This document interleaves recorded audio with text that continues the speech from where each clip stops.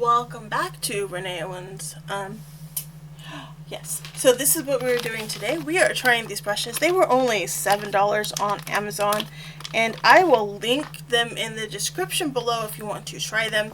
These are considered some cheap Hake brushes, but I believe they said they were goat hair, and I don't want to think they're liars, so we're going to open them and test them together.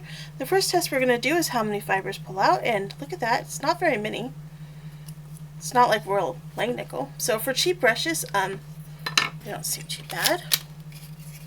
And you want to ask what we do with the Hake brushes. It's mostly for loading the paper with water or doing some very soft washes. They hold a lot of water and therefore a lot of paint.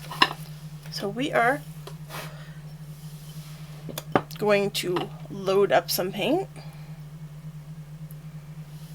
Oops, I put a little too much water in there, but okay.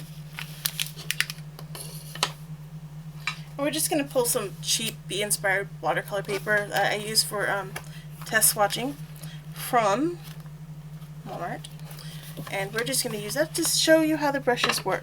So the first thing we want to do when we have a brush, anytime we use watercolor, is we are going to want to make sure first that it's not going to leave hairs all over our stuff, because I already have cats for that. And then you're going to want to load your watercolor brush up with water. Usually you give it a good 30-second soak. Don't put it in past the tip of the ferrule because you don't want to soften the glues or anything or harm the wood, but these are cheap Hake brushes, so we're not going to worry too much. So generally what you do is you just, after you've soaked it for a good 30 seconds and soaked your watercolor paint, activated it, they're calling it, you're just going to grab some paint. Look at that. Oh.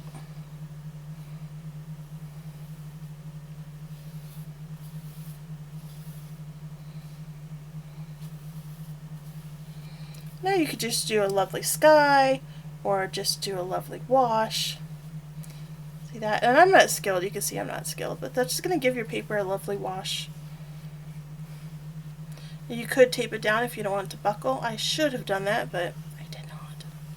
Anyway, so that's what these are for, and you can see they work very well. They hold a ton of water. They are goat's hair, so basically Angora.